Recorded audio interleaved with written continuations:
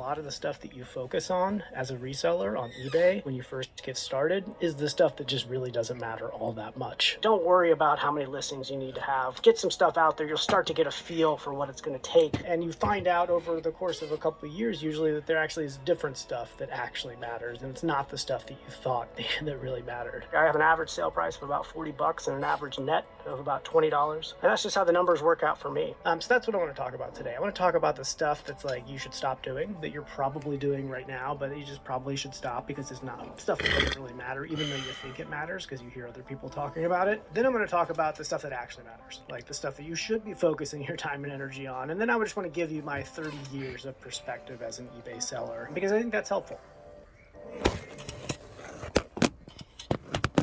Let's talk about first what I'm going to call like bucket number one, stop doing this stuff. This is the stuff that you just find yourself doing either because it feels like the right thing to do, or maybe you hear somebody talking about it and you just, well, yeah, sure, I'm going to do that. That makes sense. Like the first thing is hyper analyzing metrics. So what I mean by that is that, when you sign up for eBay gives you a seller hub and there's some metrics there, views and page views and watchers and all sorts of things like that. I'll tell you, I just never look at those metrics at all. Like maybe every once in a while I'll check, but it's not an important part of my routine or part of my business to check view numbers and view counts and watcher counts and things like that. Like if you are listing stuff and you find yourself opening up the eBay app a few minutes later, a few hours later, a few days later, and like scrolling through and being like, why are there only 3 views on this listing? Or why are there 17 watchers and nobody's bought? Like I just don't do any of that stuff. And it's just honestly a waste of time. It feels productive because you're like looking at numbers and you're thinking like, oh, okay. But typically,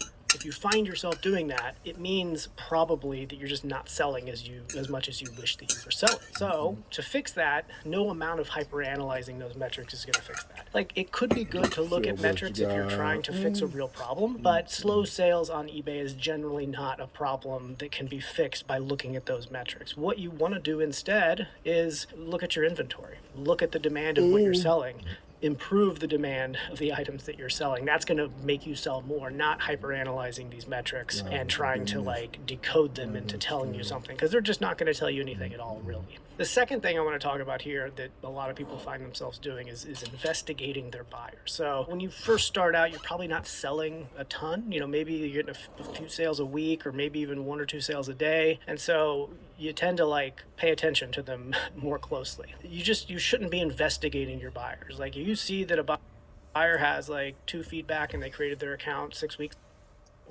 ago, like who cares? Like that doesn't indicate anything. If you see a brand new buyer that has 0 feedback, also doesn't indicate anything. I'm actually more suspect of a buyer that has like hundreds and thousands of feedback than because that just means they understand the eBay game. There's no reason you need to be investigating your buyers. Like if somebody pays you for an item and that payment has cleared and eBay tells you to ship it. That's it. That's all you got to do. Don't investigate your buyers. It just doesn't really matter. You also are like you'll see like a weird address, and I like to look up weird addresses. It's more just because I'm curious, but like don't build theories about the intent of your buyer, and it's just a waste of time. If they paid for it, ship it. That's all you need to do. And that reminds me, like it's also just like scams in general. Scams on eBay, I'm not saying they don't happen. They definitely do happen, but they're relatively rare. I can count on one hand how many times I've been scammed on eBay, like a legitimate scam where someone has